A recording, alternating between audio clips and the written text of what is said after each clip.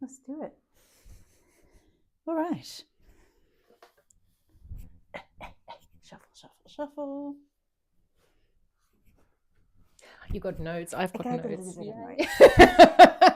That means I can use mine. Yay. Well, I figure we're not going to remember absolutely everything, so notes is always good. Oh, hi. Yes, Now welcome. you need attention. Of course. All right, welcome. I'll come back. Week 2, podcast 2, Podcast or 2. video Podcast. 2. Jesus Christ. Every single time. Should we start that over? Redo. All right. Yeah. All right, Sansa, come here. That's enough. All right, fine. I'll hang out. Mm-hmm. I know you wanted to be a superstar. It's my one chance. One chance. Mm? Wait. Okay. Here we go. Gonna behave. You gonna behave? Is your tummy gonna behave? All right. Alrighty. Welcome to week 2, podcast 2. Podcast 2, video 2, whatever we want to call it. But welcome. Welcome back again. My name is Kristen. My name is Martina. And we are really excited to bring this episode to you. Flow interrupted to you. Flow interrupted. Yes, I will forget to say that every now and then. Like, oh yeah, that's what we do. We introduce ourselves. But what do we have planned today? We are going to tackle training with kind of burnout, or also how to obviously not train to get into burnout. So kind of along those lines. We haven't really nutted it out as such, but yeah, training and / burnout. Yeah.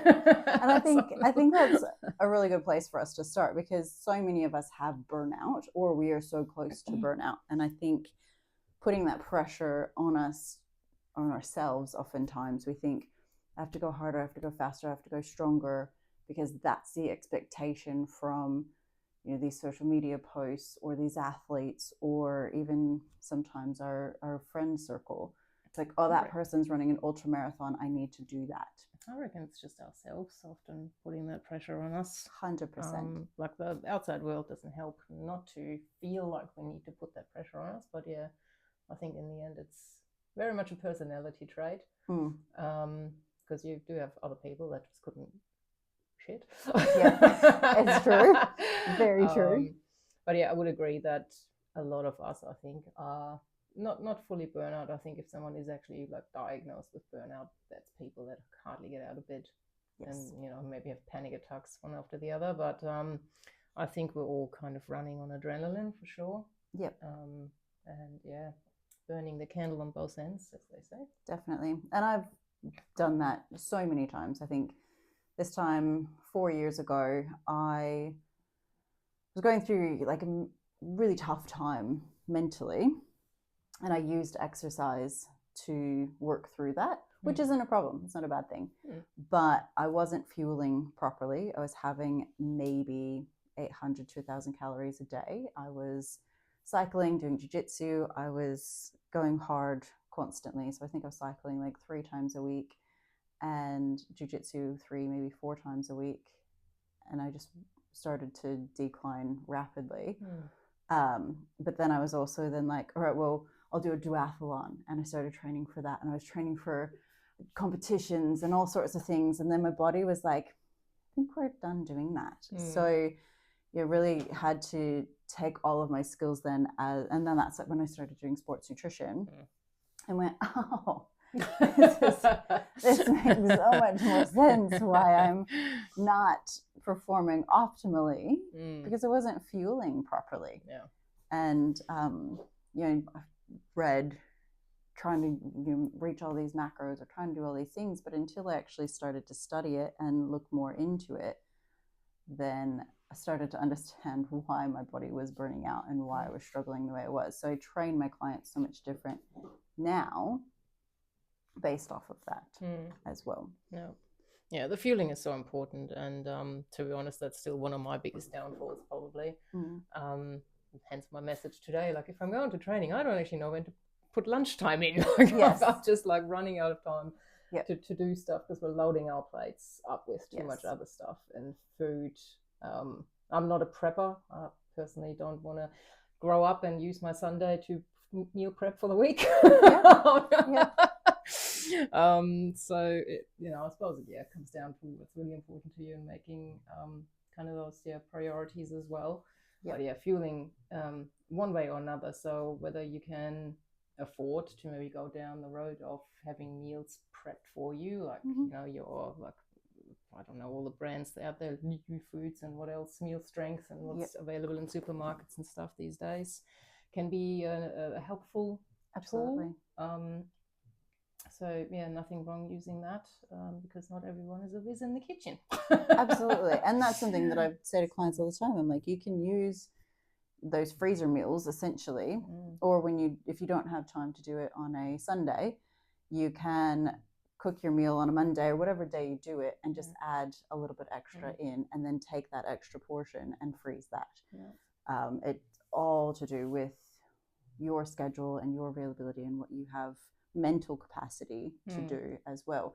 Sometimes people do make it overly complicated and like, I just spent 5 hours on my Sunday to do meal prep. I'm like, that's great, but some people just don't have that. So finding those little strategies, do an hour here, do an hour there, add an extra meal portion in what you're already doing, or get You Foods or the Muscle Chef is the one that I recommend quite regularly, because with ready-made meals we have to look at what else is in them. Absolutely. Which is a challenge, and that's a whole rabbit hole we could go down another day. It's so frustrating, but most of the time they do try to have decent ingredients in there. It's just the cost factor then that you're looking at, you're paying for the convenience. Certainly.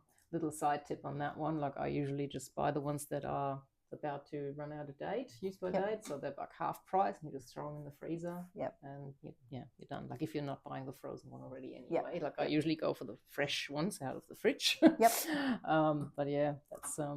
always a good saver. You can pick them up for like $6 a meal, and that's pretty decent. And as long as you're getting the proteins and the other macros that you need, I'm all about convenience. So it has to with the pace of our life these days, I think. Absolutely. 100%. Life just, and that whole, how to create balance. Like, I mean, why are we all running on adrenaline and stuff? Because life has just gotten so busy. And while you're in your 20s and 30s, you kind of manage, I guess. Most people do. In saying that, there's a lot of mid-20-year-olds that freaking end up in mental hospitals for a couple of weeks at a time because they're burned out and having mental breakdowns.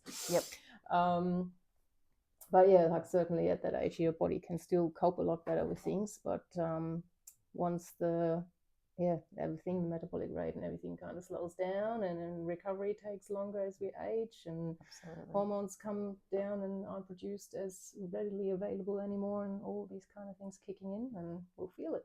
Absolutely. And I do feel a shift in how my body responds, and so that's forced me to slow down my training in some regard. But in saying that, it's not an excuse to do nothing. So we still have to move. We still have to have some fluidity in what we do, and we need some intensity. It's not to say cut back everything completely. And I think sometimes we feel like we have to go to those extremes. It's like, oh, I'm starting to burn out, I have to do nothing. It's like, well, okay, can you do Pilates? Can you do yoga? Can you go for those walks? Can you step back for a couple of weeks and then step the training back up? And it's so variable for everyone. I think everybody responds differently to stress, and that's why I think there's so many different types of training. Because if I say to somebody, just do yoga, but I've always done high intensity training, they're going to look at me like I'm crazy. But even yoga can, like if you're going from like strength training to doing yoga every day, that can be just as stressful to the body, depending on what type of yoga. I mean, if it's the one where you're kind of just chilling on the floor, lying in corpse pose for 20 minutes, that's probably a good one to do. Yes. But if you're doing the long pose holds for like 3 minutes, I don't know all the different yoga. It's not my forte. But that can be just as harsh on your body if you're going like every day. If you're just changing one for the other, it's not necessarily, as I said, sometimes it's wiser to step back for 2 weeks and just give it a real good rest and just go for those nice walks, or just do a light stretching session at home, mobility session, just nice slow movements. Yep. But really just, listen to yourself, and as soon as you do feel kind of that tiredness coming in, or the muscle can't push as much or pull as much or whatever, and to go, okay, I'll need to give that a rest for today and do something else. Yep, absolutely. And that's like, you just have to listen to your body. I think that's the key thing, that yes, there are times that you need to push, like if you have an event coming up, or like you've set to do a marathon, for example, and you've trained for that marathon, you know how to run, you know how to do all of that. Like, it's not like a brand new thing, I've just woken up one day and gone, I'm going to do a marathon. It's not that easy. There is, sometimes deadlines that we still have to meet, and we do kind of have to push through a little bit. But if you're getting to mile or kilometer 10 of your marathon, and your body just starts freezing up and your hips seize up, you're not doing yourself any favors by pushing through. So you're finding that balance of, yes, you want to cross that finish line. Yes, you have that goal, but being realistic enough to know, okay, hang on, my body is not where it needs to be. So what do I need to do to work with it instead of destroying it, essentially? How hard is it, though, you find with people, that if it's to change that mindset? Like, people are very willing for that one event to really potentially destroy themselves in the long run, just to do this one event, because it's not, even though they are sort of feeling something is not right, it's almost like what they always say, you've got to end up right down the bottom before you start making changes. Yes. Like, I see that so often with people, and with myself, to be honest. Like, I'm daily battle against my own head. Yes. So yeah, I'm still trying to figure out how to tackle that better with myself and people, for that matter, to come away from, like, when someone tells you this, listen, this is what's going to happen most likely, to then go, oh shit, okay, I'll better do something now, and not go, I kind of understand what you're saying and you're probably right, but it's the same, like you look at the cigarette packs and you see what will happen to you, and you still smoke them. Yes, it's the same principle, and I think that is so challenging too. Absolutely. And I think going back to that as well is, just because it says it on the packet doesn't mean that's what's going to happen to you specifically. So we have a sense of ego. It's like, maybe I'm bulletproof, or maybe I'm invincible, maybe that won't happen to me, because it doesn't happen to 100% of the people who do that. But is it worth the risk? And I think that's something that we have to ask ourselves regularly. So like a couple of years ago, I signed up for, I was on the brink of signing up for the duathlon, and I bought the bike and I started training the however many kilometers for the run, and my foot started to not like it at all. And I hate running. I hate running. I've always hated running. I've always struggled with running. My hip seizes up after 5 kilometers, and it's done that since I was 20. So, it's one of those things. I'm like, okay, well, but then my foot started to hurt. So I was like, is it my shoes? And I went through a whole bunch of things to try to do it, because I was like, I want to do this duathlon as like, that was my thing. And I actually scheduled, told a couple people, I'm like, I'm not going on this holiday with you because I'm going to be doing this duathlon. It was like, turning 40, this is what I'm going to do when I turn 40. And it was a decent sized duathlon. So I ended up having to not do it. I'd done all of this prep work. I had done all of this mental prep, and my foot and even still, we're 2.5, a year and a half. I don't even know how many years ago that was now. But, time later, I still struggle to walk some days because my foot it just doesn't like it. So I've had an x-ray, I've had scans, I've had things on it, but the doctor's like, I don't know. So, now I've scaled back and like, okay, well, what can I do? I can still cycle. So is there an event that I can start pushing myself to do there? But in saying that, the other thing that I wanted to say is mentally, it kind of brought me down because I had put so much into doing this event, and it was just then not being able to do it. It was then that I failed kind of thing. I was like, well, you didn't fail. You're listening to your body. You're respecting your body. No, did better than I did. But then, okay, what can I do now instead? So I think that's when I signed up for a jiu-jitsu competition, because that doesn't hurt the body at all. On the horizon, yeah. It's 100%. And you always want to have a goal. So if you don't have a goal and something that you're working towards, then you kind of start to scale back and become complacent, and then that has its range of challenges that come in with it. So if you always have something to look forward to, and it doesn't have to be a big grand event. No, you can keep it lower key. It's hard to train regularly and stick to something when you haven't got something that you do train for. Yes. But I guess that's where also your more general, like where you want to be able to just be there to be able to run with your kids in the park and like just keeping that general fitness can be goal enough. But yeah, now you've done better than I did. I did not listen to my body. And you pushed.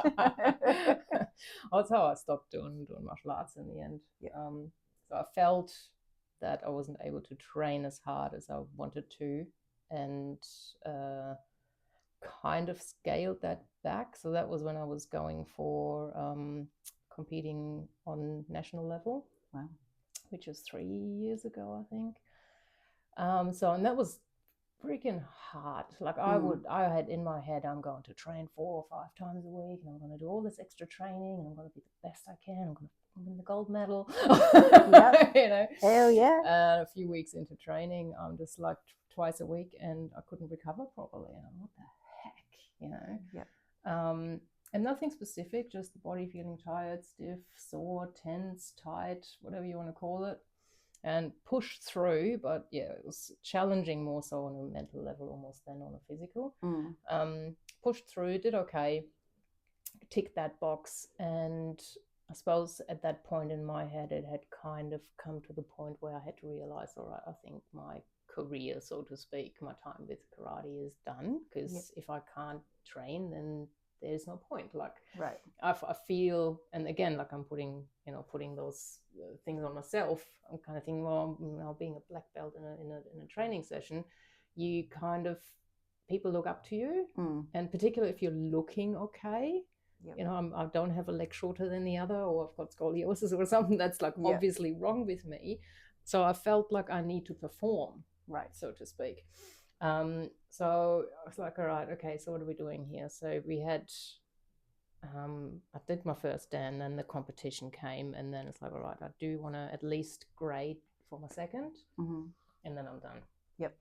So I pushed and pushed and pushed and got there, and it was a whole freaking mess with the senseis as well, because I don't know, they were just like not quite happy for me to go, but kind of happy for me to go, but also I kind of explained to them why, but they didn't listen really. Anyway, long story short,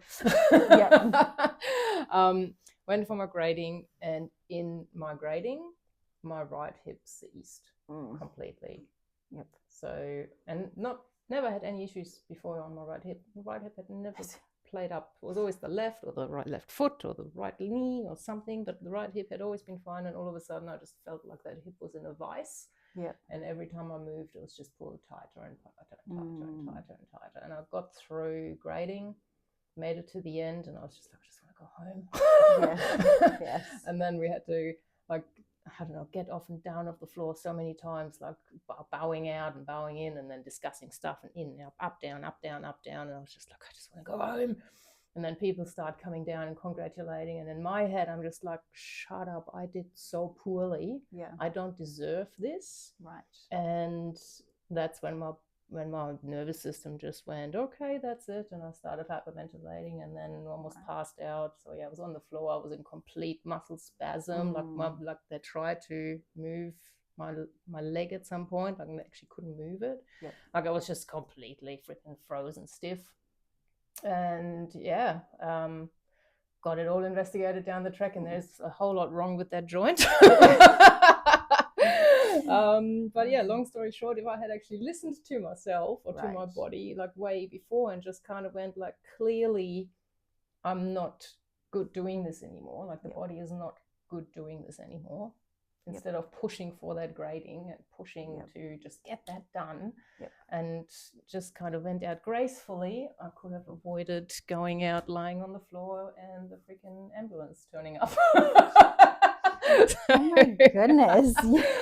So, you know, that's what happens when you don't listen to your body. Yes. And when you train too physical. Yeah, it wasn't even burnout, but it was just, as I said, like I know now that my hip is shot in a lot of different ways. Yeah. And if I was older, I would get a replacement, but I'm too young apparently. So yay me. Yeah. And so we're now 2.5 years down, and I'm still trying to figure out how to freaking work with it. Which so I'm not going through burnout as such, but I'm still training with a disability is the wrong word here, but with a what do you call it? Like you know what I want to say? I do know what you're gonna say, and I don't know how to say it, but I know the word is on my tongue. But anyway, so I'm training. Well, I'm trying to train with this thing that's just holding me back constantly. So I'm constantly reaching certain hurdles or certain boundaries where my body's like, nope, that's gone too far.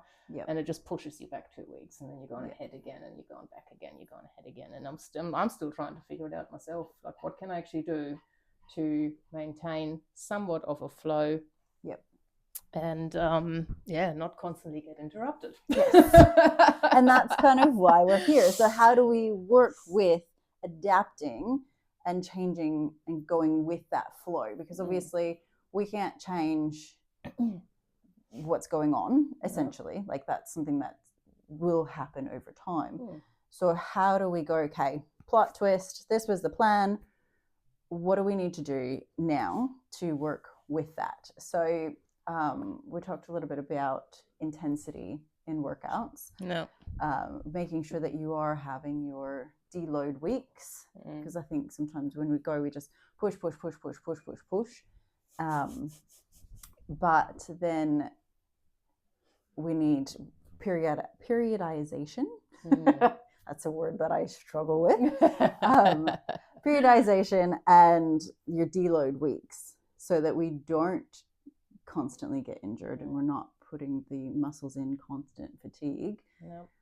Allowing our body, even if we feel like, I'm good, I could do a PB right now, great, excellent, let's do that next week. That's something that I've struggled with myself as well. I think having an accident last year and literally losing a lot of mobility and having to scale back my training, not just in the gym but also in jiu-jitsu, it messes with your head. It really does. And you're like, again, you think, this is never going to happen to me. Nothing like that. Like, I'm strong, I do jiu-jitsu, I train in the gym, I'm a strong female. Great, cool. Then a car comes by and hits you literally, and you're like, crap. This was not in my plan. And through that experience, I'm having to go, okay, 2 kilos is really heavy. When you can't grip anything, 2 kilos is really heavy. And you take those things for granted, and then you go, okay, well, I can't change that, but what can I do now? So we deload, we look at our nutrition. Those are the other things that have been massively helpful for me, and figuring out, okay, what is good to eat when you're deloading or when you're not feeling 100%. I think, like, for me personally, I still struggle, and I think that's a lot of us out there. I used to be able to do this, so I should be able to do this again, and right now without any prep.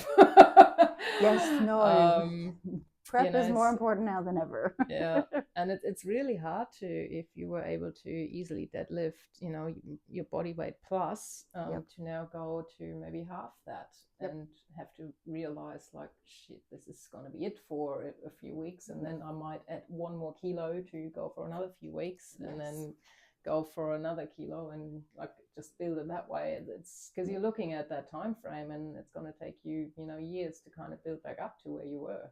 And so possibly. Be it. And that can be very frustrating. It can be. It can be. But I think it's looking at life now as a longevity thing. This isn't. It's not a marathon. Or sorry, it is a marathon. Oh my gosh, it's not a. What is it? What is life? It's not a 200-meter sprint. It's not a sprint. It's a marathon. I'll get there eventually. But we want to train for longevity. We want to train for you being 85 and still being able to lift weights. So, being able to adapt now and change our ego is a massively important part of the process. Like you said, you were doing karate and you wanted to just push, and that was ego. Absolutely. Essentially, not to say that you're a big egotistical person, but I definitely was. Yeah. But like I've battled with that as well in jiu-jitsu, where I'm like, oh, I'm a purple belt. I should be able to do X, Y, and Z, but I've just got my butt handed to me by a 16-year-old white belt. Cool, thanks. It's those things that you kind of have to, that's why martial arts I think is so important. It's because it trains you out of that ego to an extent. It can. I think if it's the right surrounding, like I said, like for me it was difficult because I would have, say, just a normal training session. I walk in and I tell my sensei at the beginning, look, I'm not great today. I'm just going to take it a bit easy.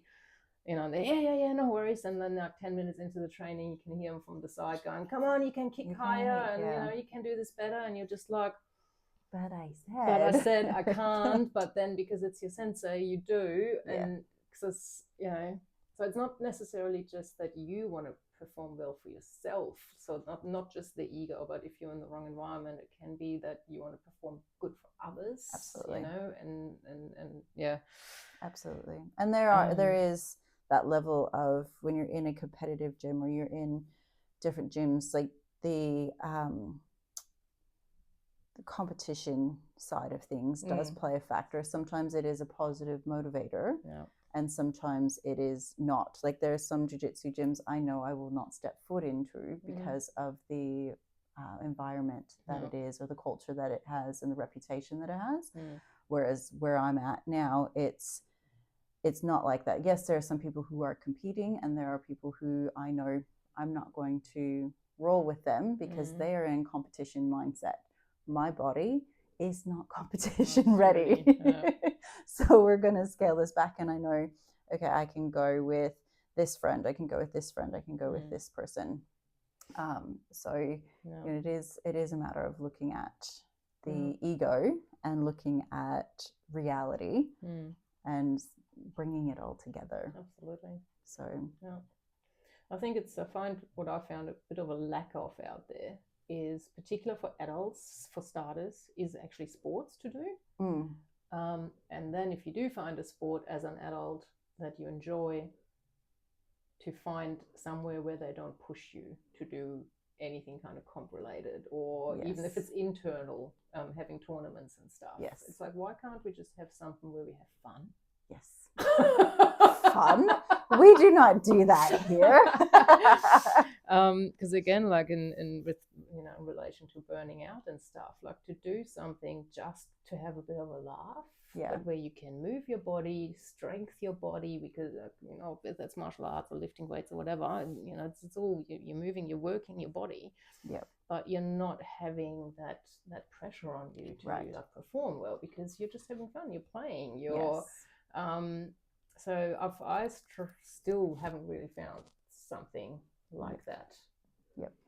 Maybe like a Zumba class, but I don't know. That's not. I don't know. Not everyone's cup of tea. I can't do Zumba. I tried one time. I got like a Groupon, and I had like 5 Zumba sessions at a community center, and I think I did 3 of them, and I was like, my body don't zumba that way. They were going that way and I was going that way, and then it was the other way, and I was like, I am not a Zumba person. But and I know that, obviously every sport has people who get into it. Some people are just there to have fun. Like when I go do jiu-jitsu, I'm like, I'm just here for a completely different reason now. And it probably does frustrate my instructors because I'm kind of the one up the side having a laugh with the girls. And laughing in martial arts is so frowned upon. Very frowned on. And I'm like, sorry, but I can't take it seriously. So here we are. But it's a shame that there's hardly a space out there. Yeah. And obviously you don't want to interrupt the class and stuff, but I've had a lady I trained with at times, and we only saw each other at training, so it was always a catch-up session, and we would like literally just go into the back corner, do our own kind of thing, and kind of sorry through the dojo when we got too loud. But it was so much fun. Yes. We both just enjoyed that. And when we were together, there was no even thinking about the next grading or even just, getting further with your skills. We were just mucking around like kids. And it was just that's so what you're much supposed fun. to do. It is. Maybe we should open up we might be on a new venture. I mean, it's definitely something to look into, because you do. I can only speak for jiu-jitsu really, but so many of the gyms are competition, and that's how they get their name out. That's how they get their branding. That's how they build a reputation. If they can prepare you for these elite competitions. I think competing for females is way different than it is for males, but even still, creating an environment where I think you look at children and how children learn. They learn through play. Exactly. They learn through fun, and there's no age limit to that. It's like the people who live longer are the ones who have fun in life generally. They're being childlike, and they're moving their bodies in different ways. They're playing. But then you look at particular martial arts. I don't know about your jiu-jitsu club, but like where I trained karate, it's they're doing it fun till about maybe 6-7 years old. And then it becomes already like they're starting to kind of weed out the ones that are going to be great at comps. Yes. And then it all becomes very structured, and you got to listen up and sit still and not talk to your neighbor and all that kind of stuff. And I get it if you want to actually succeed and go places, but I think fun and play is getting lost along the way too quickly. And it is the discipline you need. It's the discipline and the respect, and I'm not here to bag that out, because I'm on board with that. But we have kids classes before the adult classes, and you see some of the games that they play. And when my kids were in jiu-jitsu, I went to the owner's wife and I was like, can we do that in the adult class? Like, can we throw that ball at us as well? Like, because when did it stop, or when did it become socially unacceptable for us to have fun? It's like, but I think that would be okay. I'll just not. Like, you kind of have shame when you even suggest that you have a childlike movement. So, but it's also good, to be honest, like that's pretty much the main thing I did when I trained with my small groups before COVID times. It was all about like games and fun and partner training, and always kind of just doing something together. And we did like flows as well, which was really, really fun. But weirdly enough, or not weirdly enough, but like the main consensus that we're doing this for, because that's what's out there, is that no pain, no gain.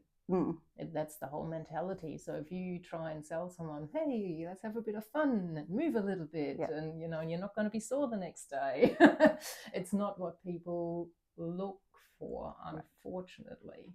And I think finding that balance is what's important as well, like having fun, pushing yourself, but I think some of the most fun sessions I've had, I did end up sore at the end, because I was just having fun and not thinking about how much I'm pushing in weight or how difficult this actually is. So sometimes those fun sessions are a little bit more brutal. Oh, they can absolutely be. Yeah. So have a fun session, have a serious session, have the combination, and I think that's partly where my training with my clients goes, is not just one way all of the time.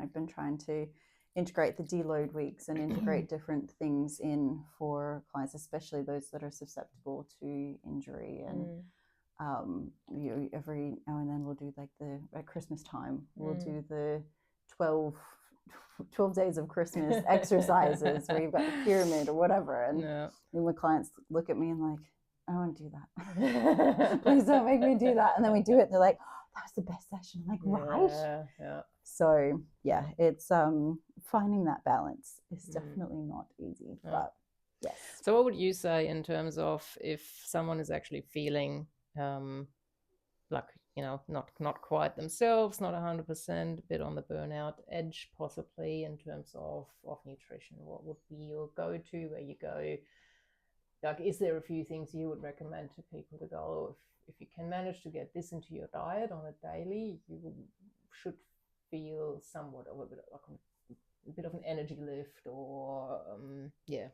I think it depends on the type of training that they do currently, and it depends on the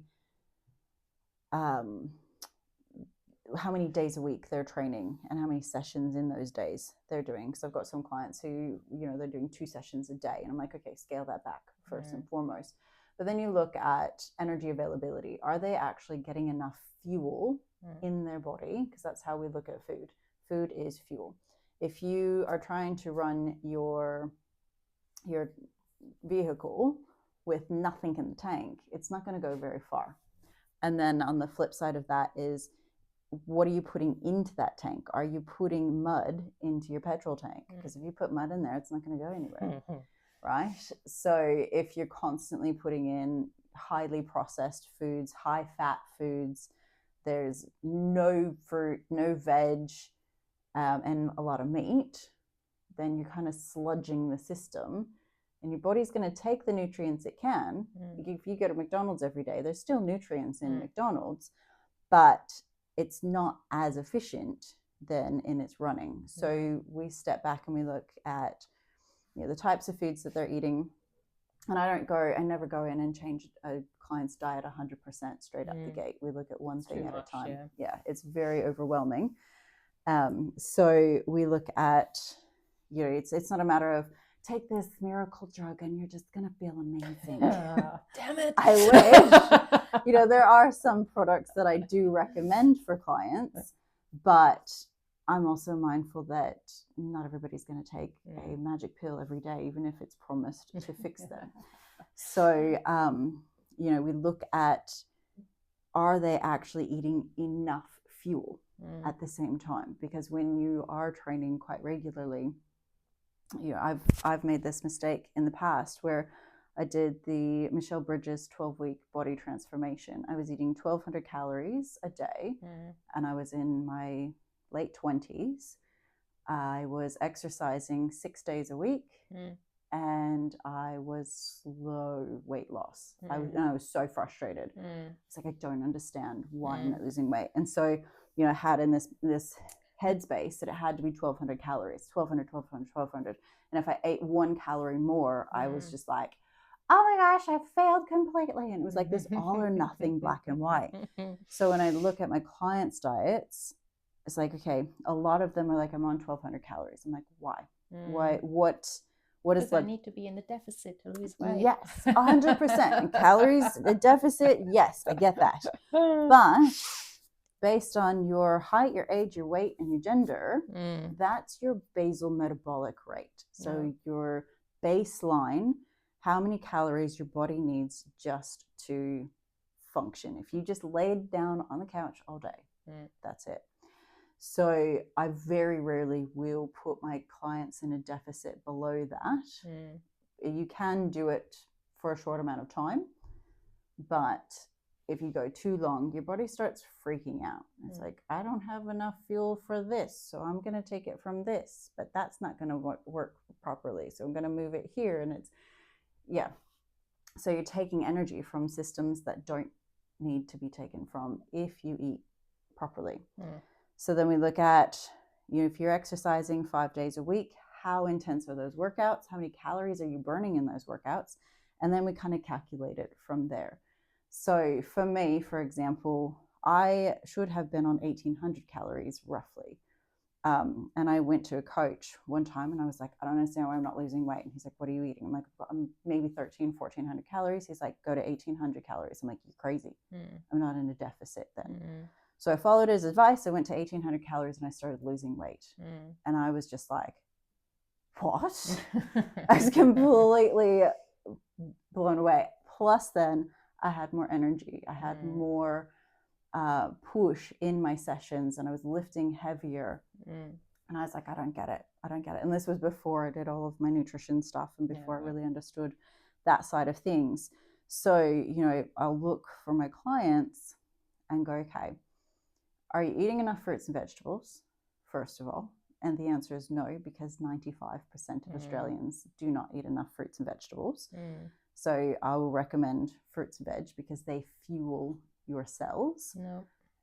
Are you deficient in anything? Do we need to go see the GP and get bloods done? Iron and B12 is usually the ones that females struggle with. Vitamin D as well. So what foods can we look at, or supplements if need be? And then we look at other balance of foods as well. So obviously it depends on their medical history and things like that. So there's not one simple answer here, do this. It is very, very determinate on the individual, but also then looking at the age and the weight. Those two things will change. As we age, we need less fuel. When we weigh more or when we weigh less, that then determines. So you could be 42, for example, and weigh 60 kilos. You'll lose a little bit of weight. So you're now at 55 kilos, whatever. Your energy requirement drops just at baseline there as well. And that's something that people don't take into account when they're calculating. They'll be on 1,800 calories for 5 years and then go, I don't know why I'm not losing weight.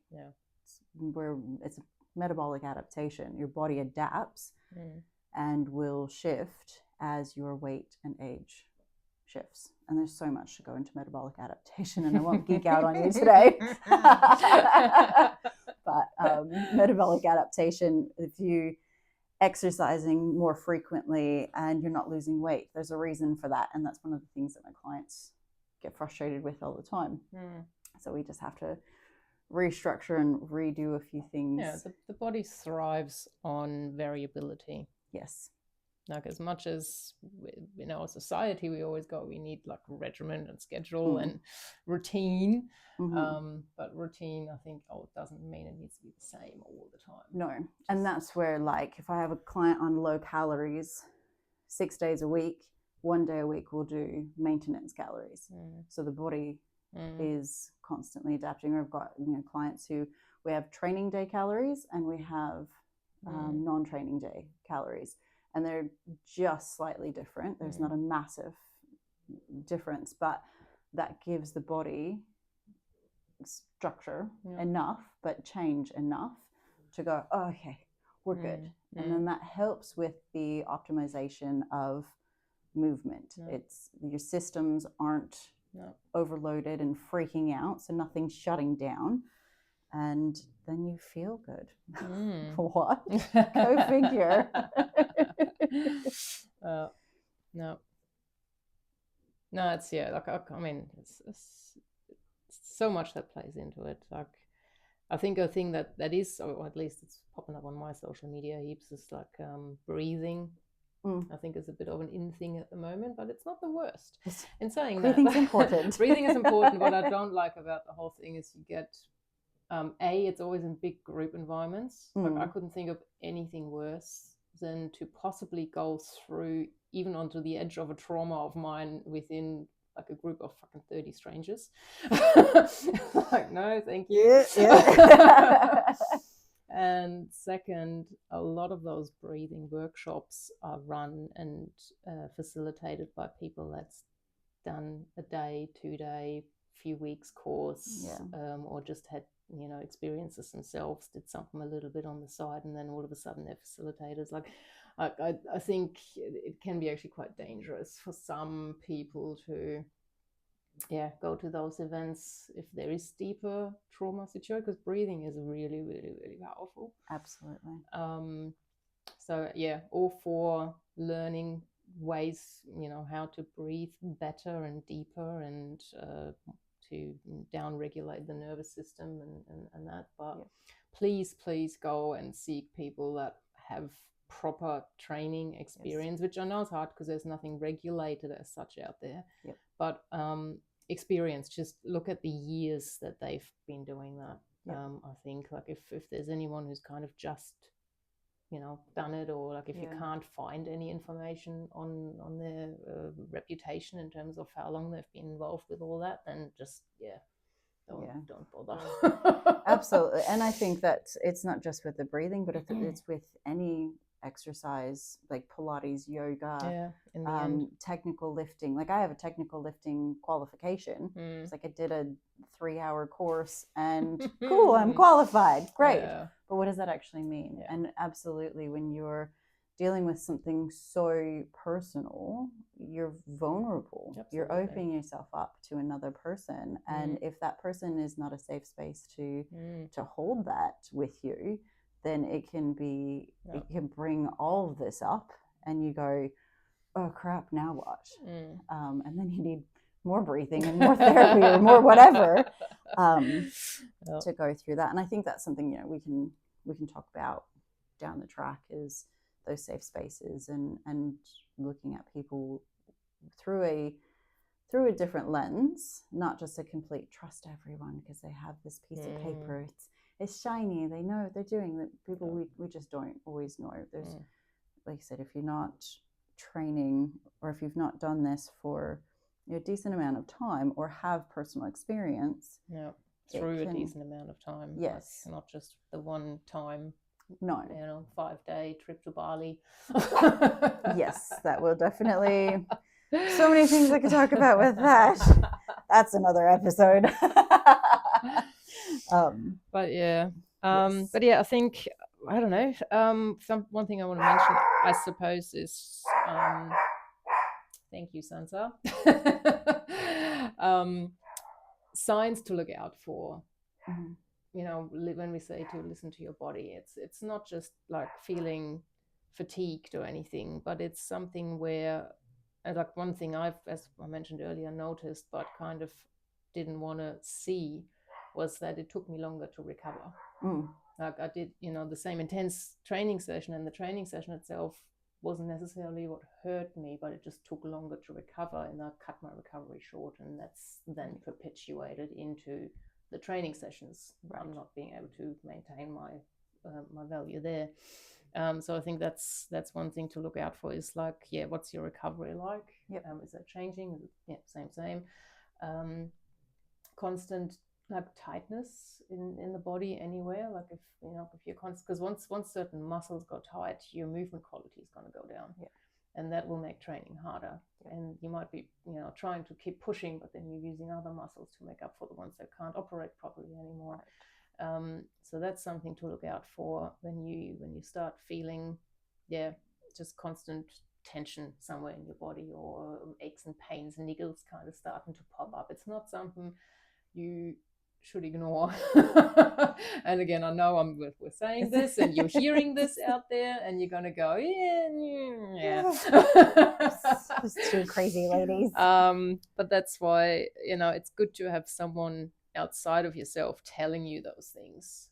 And maybe go even and have conversations to friends or trainers or whatever, because when you're just with yourself and in your own head constantly, like, you're not going to listen to yourself. Most people don't. So you have to have conversations with people, and then those people will hopefully turn around and go, you should do this. And then you go, oh, okay. And maybe ask them to hold you accountable. Yes. Like find yourself a buddy that'll check in on you. That's probably something I could have used. Yeah. Absolutely. And I do, like, I do have that with, my best friend. We do jiu-jitsu together, we do cycling together, we do weights training together. But where he's at and where I'm at, we're at two different points. Yeah.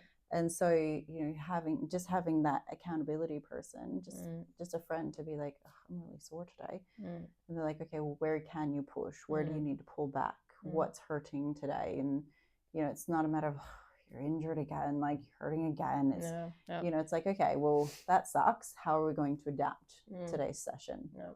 And being patient, I think, with yourself. Oh God, yeah. Be patient. And this is, I know it sounds so hippie, but it's something that I've had to learn myself, and something that I struggle with is just knowing that some days you are not going to be on it, and that is okay. And it's going, okay, I'm recovering a little bit slower. That's okay, because I'm not running a marathon tomorrow. I'm in this for the long haul. We're doing that longevity thing. So, well and good to push, but to what level and to what extent? So, yeah, I think that's an important message to share. It's okay. It's okay. I know, but it's Give still yourself frustrating. permission. This is the pot calling the kettle black, I tell you. I can say all of these things, or we know, but when ourselves. Theoretically, I think we're all pretty good. Yes. It's coming when it comes to practice is where we all fall 100%. Down, and that's where it helps if you've got someone. And I understand that not everyone can afford a personal trainer, and or a nutrition coach or a regular massage every week, stuff. And it's a shame, really. I would love to see this stuff being more subsidized by the government rather 100%. Than treatments of diseases. Our health industry is really more of a sickness industry, unfortunately. Yes. But that's another topic yet again. So many topics. But yeah, that would be amazing to see preventative measures supported more. Yes. Not just by yourself, but also by your friends, by your family, by government bodies. Yep. Gosh, that would be my ideal world, really. Be amazing. And I think, for me, that's why my prices as a nutritionist and a PT, I should be charging way more than I do. But I know what that feels like, to just want somebody to be there and to just go, hey, let's just check in. Or, do I still charge my clients? Yes, I do. But I try to meet them where they are, because I get that. I'm a single mom. I don't have hoards of money that I just stash under my mattress, Apparently not. I'll get rid of that second key then. That's where that went. But no, I do, I get it. And I think that's why community is important, and why family is important. But just having somebody to go, hey, I'm struggling, and be like, okay, well, I get you, I've got you, what can we do? And not making a big drama and a big deal of it, and be like, okay, well, that's going to cost you $200. And like, but I just wanted a little bit of help. And it's like, you don't want to be taken advantage of at the same time. But being able to work together as well can massively play a factor. So No, I've always hated going to those the business development events, or even for business owners, personal development, and you always hear, oh, you gotta charge your what you're worth, and it's like, well, I'm worth $1 million. That doesn't mean I can charge that, for crying out loud. And to be honest, I get so mad when I have to pay for a tradie to come in to do something that I'm not qualified to do, and they charge $150 for half an hour work. It's like, if that. How dare? Yeah. How dare? Sorry, I am sensing there's something more to that. But it's true.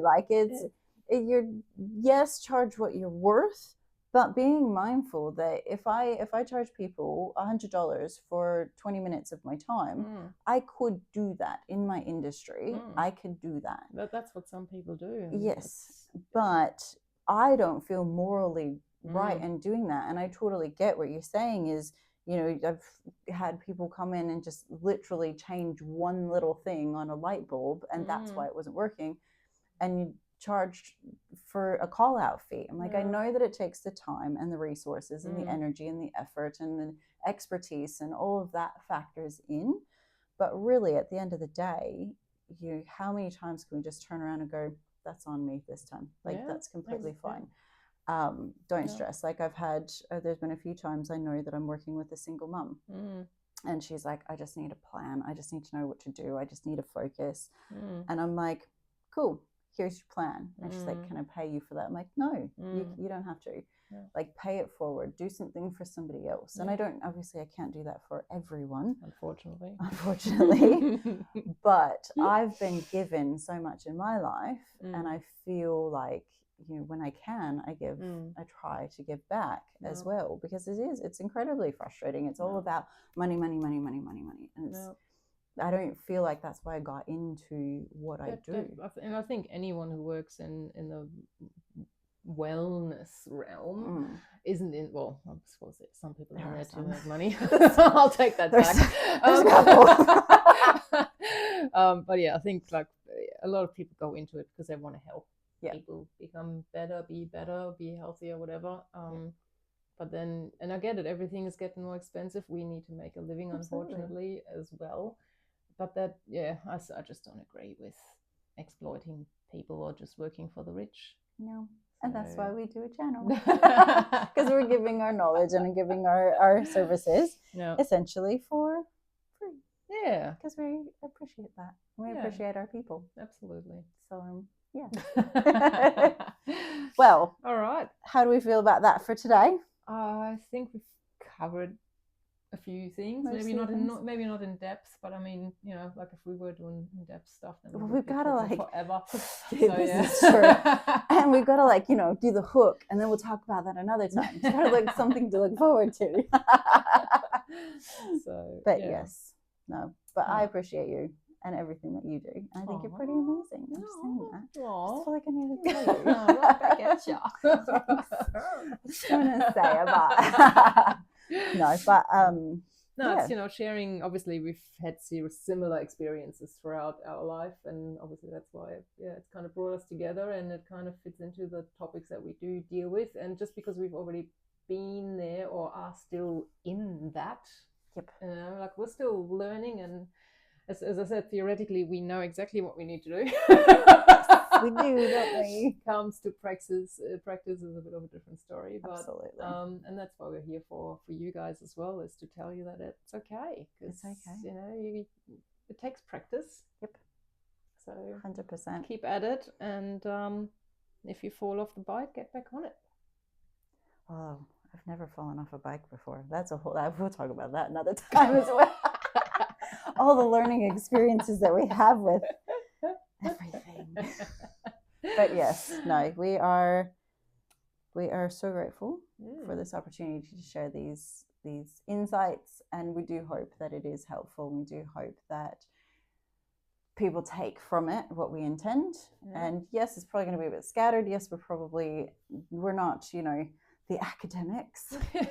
Occasionally I'll geek out on things, but we come from real experience, and we come from understanding. So you know, just remember that we are all human, and we are allowed to make mistakes, and we are allowed to fall off the bike. Absolutely. And grow, and that's what it's all about. Yep. Beautiful. Couldn't say it any better. Just high five for today. Amazing. We will see you guys next time. We'll see you next time. Bye.